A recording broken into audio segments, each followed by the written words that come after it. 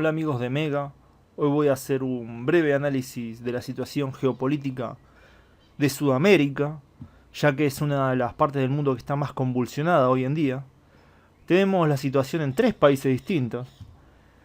Por un lado está la elección en Uruguay, que parece que le va a dar la victoria, pareciera ser, todavía no está confirmado, a la derecha, lo que sería otro país más que pasa a tener un gobierno de derecha en Latinoamérica.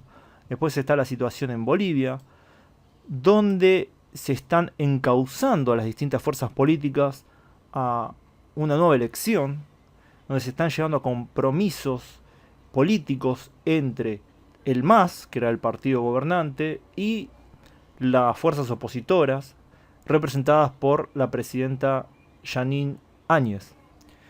A eso hay que sumarle lo que está pasando en Colombia, donde las protestas recrudecieron bastante, donde el presidente Iván Duque viene bajando en popularidad y donde es algo bastante interesante, porque Colombia era un país que dentro de todo, de manera similar a Chile, obviamente con muchísimas diferencias, era visto como un ejemplo de la derecha continental, de cierta estabilidad, de cómo se podía llegar a la estabilidad a través de la fuerza, en este caso, bueno, obviamente porque tenía un problema muy grave con la guerrilla. Pero este consenso social que había en Colombia parece que se está quebrando y vemos el surgimiento de una oposición al sistema, o por lo menos al presidente, no sé si tanto al sistema, pero a un presidente que parecía que venía bastante bien dentro de todo, aunque está cada vez peor. Bueno, primero que todo vamos a empezar por Ecuador no. Primero que todo vamos a empezar por Uruguay, donde las elecciones dieron un empate prácticamente entre las dos fuerzas, el Frente Amplio y el Partido Nacional. Parece que el ganador va a terminar siendo el candidato del Partido Nacional, la calle Pou, por muy pocos votos. Está muy dividido también en Uruguay, la sociedad está muy dividida, casi al medio, diríamos. Y esto, bueno, como dije previamente, daría paso a que otro país más de Sudamérica tuviera un gobierno de derecha. Algo que ya prácticamente completaría el mapa de toda Sudamérica. Porque si gana este candidato, entonces tendríamos los países gobernados por la derecha serían Brasil, Uruguay, Paraguay, Bolivia, Chile, Perú, Ecuador, Colombia. Los únicos dos países que no estarían gobernados por la derecha sería Argentina, Venezuela. Obviamente no voy a analizar lo que pasa en la región de las Guayanas porque están como en otra esfera político-económica. Así que como ven sería un continente prácticamente todo de derecha, gobiernos de derecha. Pero bueno, hay que también entender que esta configuración política no es tan estable, no es estable en realidad para nada, sino que cada uno de estos gobiernos tiene problemas sociales y económicos y políticos bastante graves. Si vamos al caso de Bolivia ya, porque dentro de todo Uruguay es un país bastante estable en la región y donde la transición entre el gobierno más populista y este gobierno de derecha va a ser pacífica y no va a haber realmente grandes problemas. Algo que no pasa en Bolivia, donde la transición entre un tipo de gobierno y otro fue todo lo contrario, no fue pacífica, fue violenta, fue, bueno, como saben cómo fue. Tenemos que en Bolivia se llega a un acuerdo político. Yo había dicho en mi previo análisis que si el, el Congreso le permitía reunirse, esto no era necesariamente un golpe de Estado, pero si no, sí era un golpe de Estado. Hoy tengo que decir que es, es una situación tan difícil, tan extraña, y me cuesta caer en las típicas dicotomías latinoamericanas. Este canal, este, en este canal estoy intentando realmente ir más allá de eso y mirarlo hasta desde afuera. Obviamente lo veo desde Latinoamérica, donde vivo, pero intento mirarlo desde más arriba y no caer en la dicotomía. Creo que es evidente que los que creen que fue un golpe de Estado tienen muchísimos puntos en los cuales basarse. Obviamente la violencia con la cual se reprimió a los distintos manifestantes que estaban a favor de Evo Morales parecen abonar que este gobierno es autoritario, es muy violento. Además se tomaron medidas que creo que no tendrían que haberse tomado, como por ejemplo expulsar a distintos diplomáticos de algunos países. Si este es un gobierno de transición, ese tipo de medidas no pueden ser tomadas. así que eso parecería apuntar a que es un golpe de Estado. Pero por otro lado, los que dicen que no es un golpe de Estado pueden decir hoy que el Congreso, dominado por el MAS, está llegando a un acuerdo político con la presidenta. Y este acuerdo político tiene como punto principal el llamado de elecciones y que Evo Morales no pueda participar. Entonces, un compromiso. Por un lado, la presidenta actual, de facto, logra que se la legitime, el Congreso la legitima, pero al mismo tiempo el acuerdo dice que el MAS puede participar de las elecciones, algo que una gran parte de la oposición, o por lo menos la oposición más radical al gobierno de Evo Morales, no quería que el MAS no participara. Algo que era, vamos a decirlo, es algo que prácticamente no se puede hacer por una cuestión política. He escuchado distintos analistas, constitucionalistas, algunos diciendo sí se puede proscribir al MAS, otros diciendo no se puede proscribir al MAS, algunos diciendo el MAS ya proscribió partidos en Bolivia, otros, bueno, distintas posiciones, pero es algo bastante evidente que una fuerza política que representa por lo menos al 45 o 40% del electorado en un país no puede ser simplemente proscripta, así nomás. Tiene que participar de la conformación democrática de ese gobierno, les guste o no, a la otra mitad del país. Lamentablemente, para los que están en contra es así, o si están a favor, bueno, es así también. Entonces, lo que vamos a ver es como una especie de síntesis entre las dos posiciones, la oposición y las del MAS, en donde, bueno, el MAS va a poder participar de las elecciones, pero Evo Morales no. Y yo creo que acá la oposición boliviana está en un error, está entrando en un problema grave. Porque en cierto sentido, si ellos concentraron toda su crítica en Evo Morales y en menor medida en el vicepresidente, en cierto sentido le está ayudando al MAS a hacer un lavado de cara político, ya que el MAS ahora puede decir, bueno, nosotros como fuerza política seguimos existiendo, Evo Morales, que ustedes acusaban de ser así o asá, de haber hecho esto o lo otro, no está más, por lo tanto vamos a presentar un candidato nuevo, que no tenga ningún problema legal, que no tenga denuncia, no tenga nada, y bueno, y si gana este candidato del MAS, ¿qué va a pasar? Porque hay que decirlo, como dije previamente, el MAS representa entre el 40 y 45 y probablemente más de la población si quitamos a Evo Morales justamente. Entonces, en cierto sentido, parece que la oposición le está haciendo un favor, no a Evo Morales obviamente, al cual están ferozmente opuestos, pero sí al movimiento del socialismo como partido político. Y creo que estamos viendo una transición de el MAS en convertirse en un movimiento político similar al peronismo en Argentina. Creo que el MAS es el peronismo boliviano hoy en día, y especialmente por la gran popularidad que tiene entre grandes sectores de la población.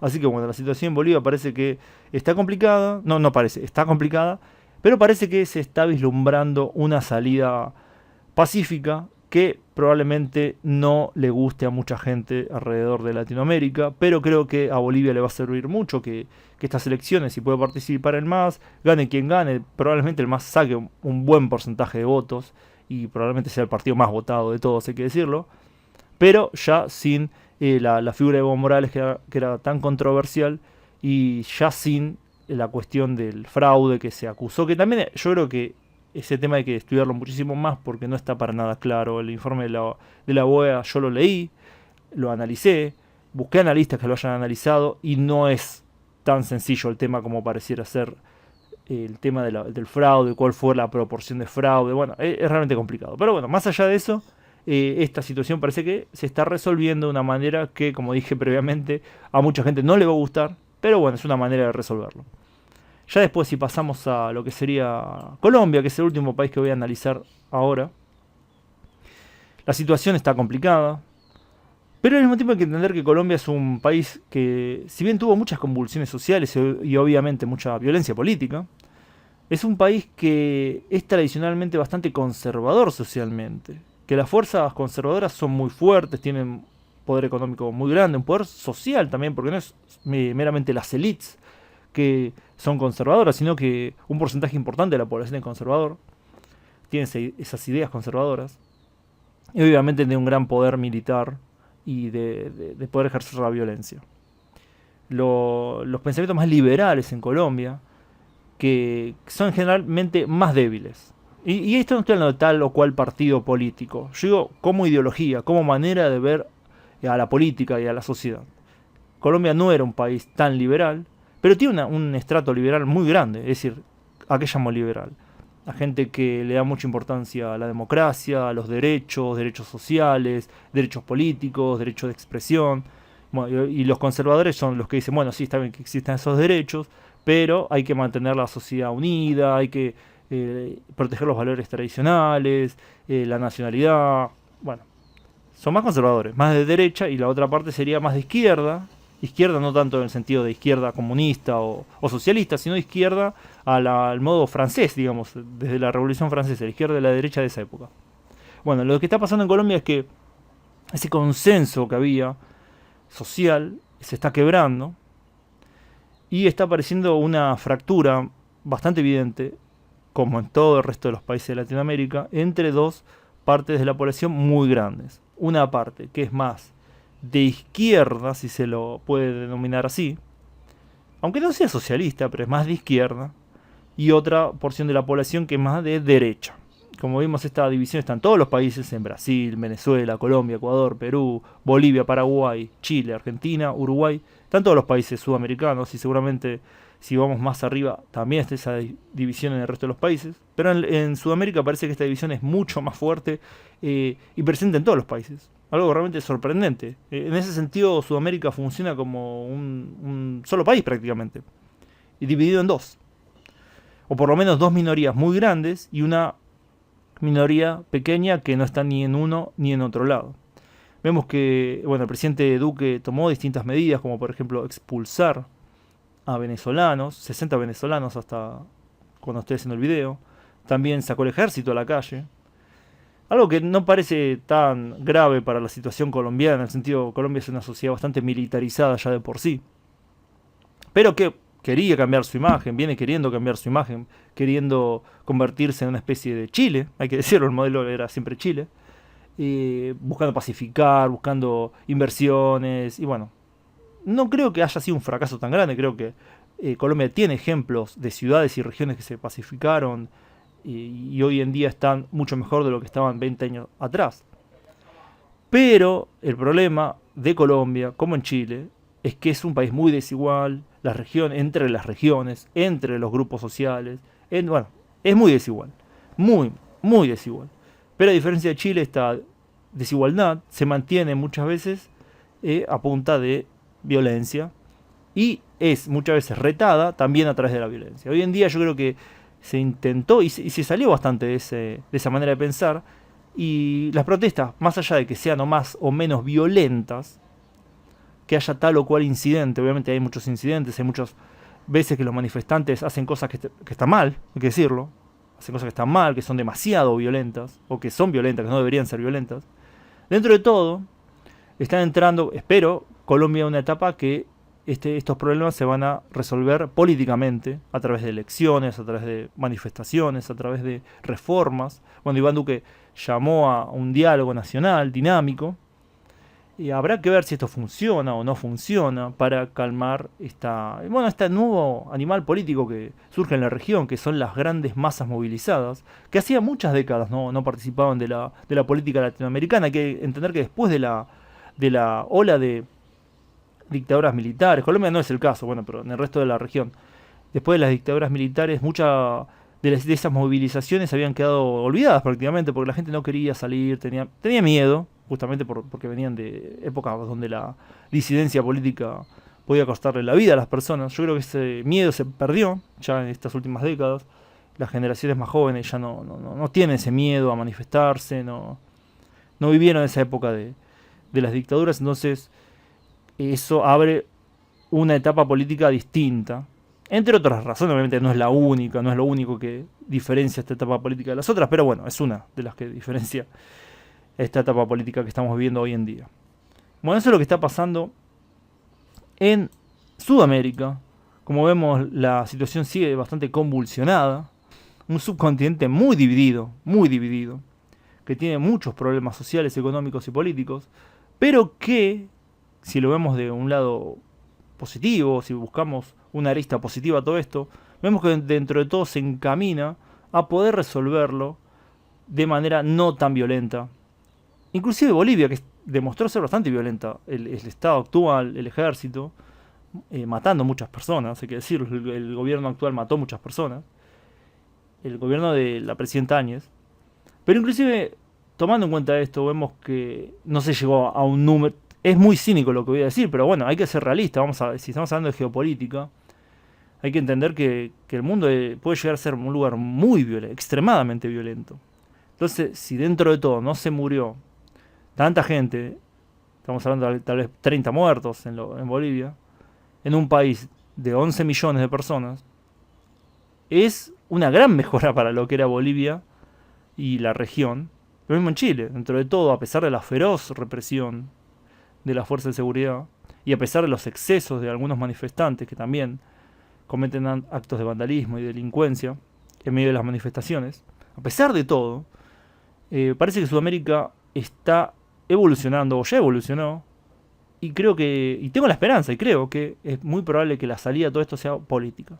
Obviamente, en una época de convulsión puede ser que sea de lo contrario, espero que no, y que entremos en una espiral de violencia. Yo creo que hasta ahora no hay señales de eso, no hay señales de eso, de que esto pueda degenerar en algo así. Pero bueno, hay que estar atentos también a eso, a que no degenere en algo así, sino que se pueda resolver políticamente y buscar nuevas soluciones y nuevos modelos para poder desarrollar la región. Así que bueno, espero que les haya gustado a todos este video. Pongan me gusta si les gustó, suscríbanse para este tipo de videos, hago análisis geopolíticos todas las semanas. Me estoy concentrando mucho en Sudamérica porque es realmente donde se están dando muchas convulsiones políticas y sociales. Así que bueno, obviamente toco otras regiones y después estaré tocando otras regiones en otros videos. Así que bueno, gracias por su tiempo y nos vemos pronto. Saludos.